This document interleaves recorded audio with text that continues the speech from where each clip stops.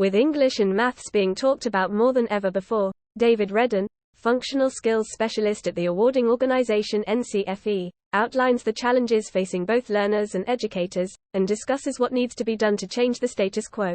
We currently live in a country where if you don't achieve your English and maths at school, you are plunged into a world of uncertainty. Go to college, and you're forced into a resit cycle which sees around 80% of students experience the pain of failure again and again.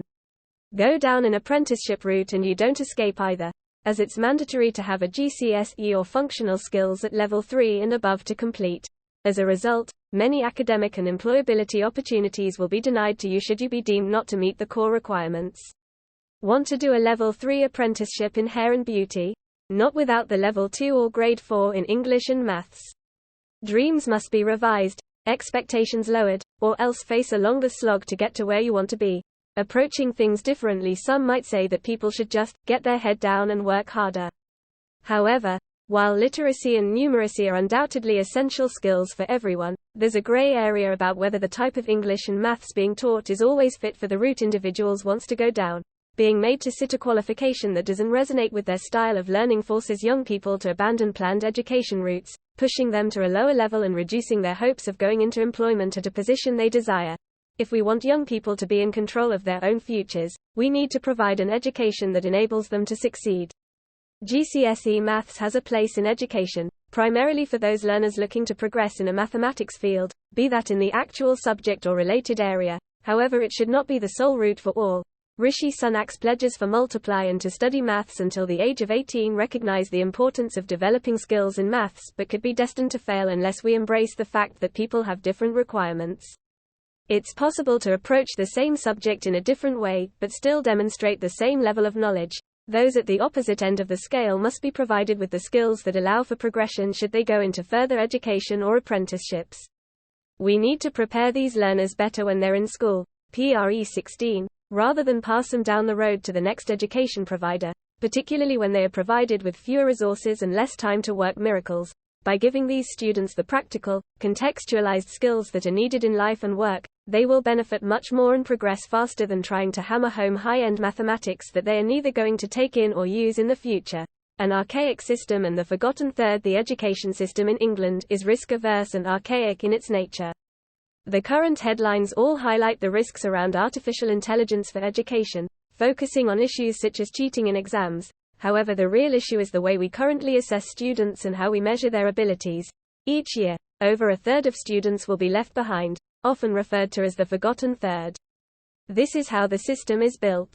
Not everyone can pass no matter how much they shine in their final exam. As Geoff Barton, General Secretary of the Association of School and College Leaders, once said, "Imagine the outrage if we created a driving test that will automatically fail a third of people, no matter how well they drive." I recently shared a BBC News story around how the resits policy is causing a crisis in 16 to 19 education, and it got more reaction than any other post I've put out. Such is the emotion around this policy. Things need to change, and there needs to be more recognition that GCSEs are not always the answer, that schools and FE colleges should be able to use an approach they know will work for those students. Learners who are not academically equipped to achieve a grade 4 in their GCSE should be able to demonstrate their abilities in a more practical way, relevant to the route they're going to take in life. NCFE recently submitted evidence to the House of Lords 11 to 16 Education Select Committee, highlighting the imbalance of the Progress 8 measures in schools that drives GCSEs as the only practical option if they want a good performance table position or Ofsted rating.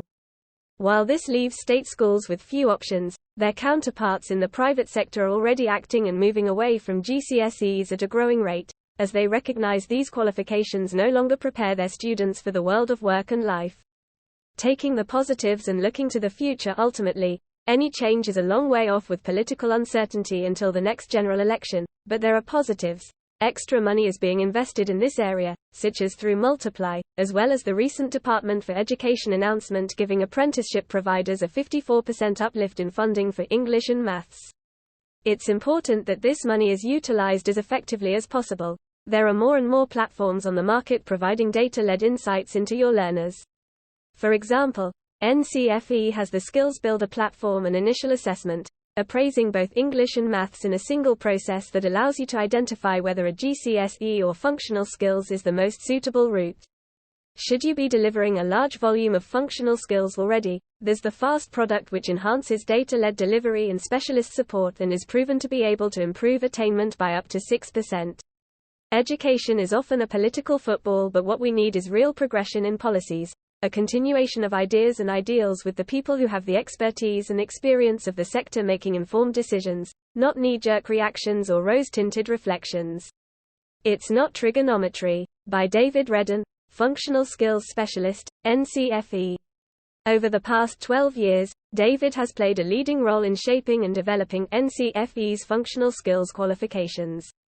Working closely with tutors and practitioners from schools, colleges and training providers, he's gained valuable insight from those on the ground to help shape what's required within the sector. David is also focused on solutions for the digital skills sector and the implementation of skills assessment tools.